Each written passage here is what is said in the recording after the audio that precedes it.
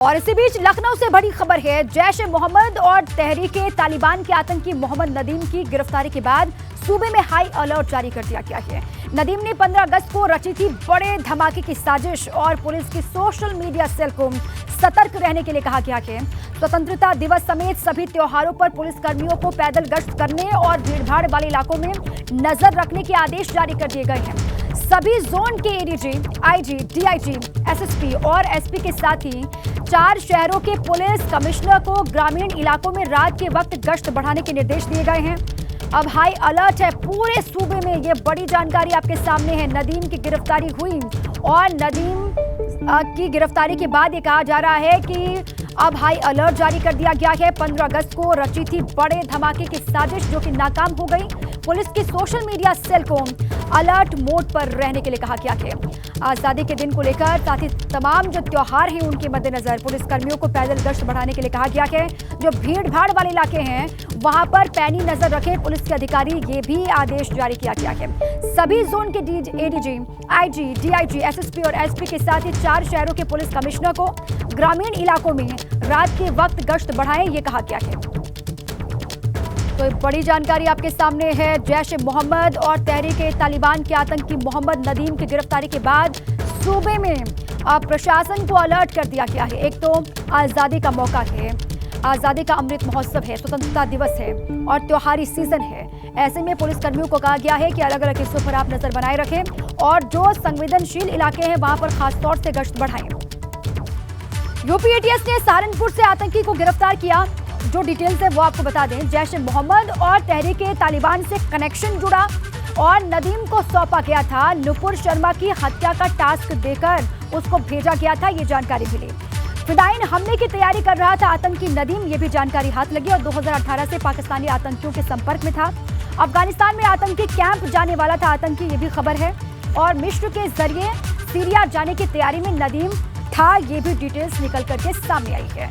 देखिए अभी तो और खुलासे होंगे। पूछताछ जैसे जैसे आगे बढ़ेगी और भी तमाम बड़ी बातें निकल करके बाहर आएंगी और भी कई खुलासे होंगे।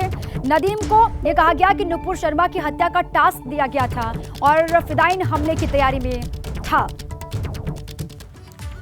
दिल्ली में 15 अगस्त से पहले भारी मात्रा में कारतूस बरामद हुए हैं और इस कारतूस का यूपी उत्तराखंड कनेक्शन भी सामने आ रहा है। दिल्ली पुलिस की टीम ने 2000 से ज्यादा जिंदा कारतूस बरामद किए हैं। इस पूरे मामले में पुलिस ने 6 लोगों को गिरफ्तार किया है। गिरफ्तार लोगों में रिक्षित नेगी का देहरादून में गन हाउस है, वहीं एक आदमी जौनपुर का बताया जा रहा है। पुलिस की तफ्तीश में यह भी साफ हुआ कि इतनी बड़ी मात्रा में कारतूसों की डिलीवरी 4 से 5 बार पहले भी की जा चुकी है और सभी कारतूस लखनऊ भेजे गए थे। अब सबसे बड़ा सवाल यहाँ पर यह खड़ा होता है कि आखिरकार लखनऊ में इन कारतूसों का इस्तेमाल कहां पर होना है। पुलिस इसकी जांच पड़ताल कर रही है और इतना ही नहीं, पुलिस टेरर एंगल से भी इस पूरे मामले की जांच में जुटी हुई है। तो देखिए स्वतंत्रता दिवस से पहले बारूदी जखीरे के पीछे साजिश क्या है, इसको खंगालने में अब जो तमाम इंटेलिजेंस एजेंसियां हैं वो जुट गई हैं। देखिए दिल्ली में 2000 जिंदा कारतूस बरामद। अब टेरर एंगल से भी पड़ताल हो रही है। लाल किले से 11 किलोमीटर की दूरी पर यह बरामदगी हुई है कारतूस की। देखिए जश्न आजादी का मौका है, लेकिन आज जश्न आजादी पर बारूदी जखीरा किस तरीके से कोशिश की जा रही थी वो आपको समझाते हैं। दिल्ली में 2000 जिंदा कारतूस बरामद किए गए हैं। लाल किले से 11 किलोमीटर की दूरी पर यह बरामदगी हुई है और हाई कैलिबर के हैं सभी जिंदा कारतूस, ये कहा गया। पुलिस ने 6 आरोपियों को गिरफ्तार किया है। 6 आरोपी जिनको दबोचा गया है, जिनकी गिरफ्तारी हुई है, उनसे पूछताछ होगी और भी बड़े खुलासे होंगे। पूरी आरोपी परीक्षित नेगी का देहरादून में गन हाउस है, ये कहा गया। और जौनपुर के सद्दाम को कारतूस की जरूरत थी, ये भी बात निकल करके सामने आई। मेरठ जेल में बंद गैंगस्टर अनिल ने करवाई बात और लखनऊ और देहरादून में भी कारतूस की सप्लाई होनी थी, ये जानकारी मिली है। इससे पहले भी 4 से 5 बार इतनी ही मात्रा में कारतूस की सप्लाई हो चुकी है, ये जानकारी मिली और सभी के सभी कारतूसों को भेजा गया था लखनऊ।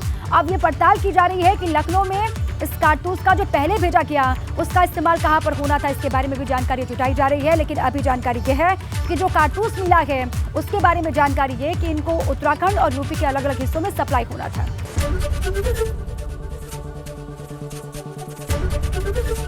एबीपी गंगा, खबर आपकी, जुबान आपकी।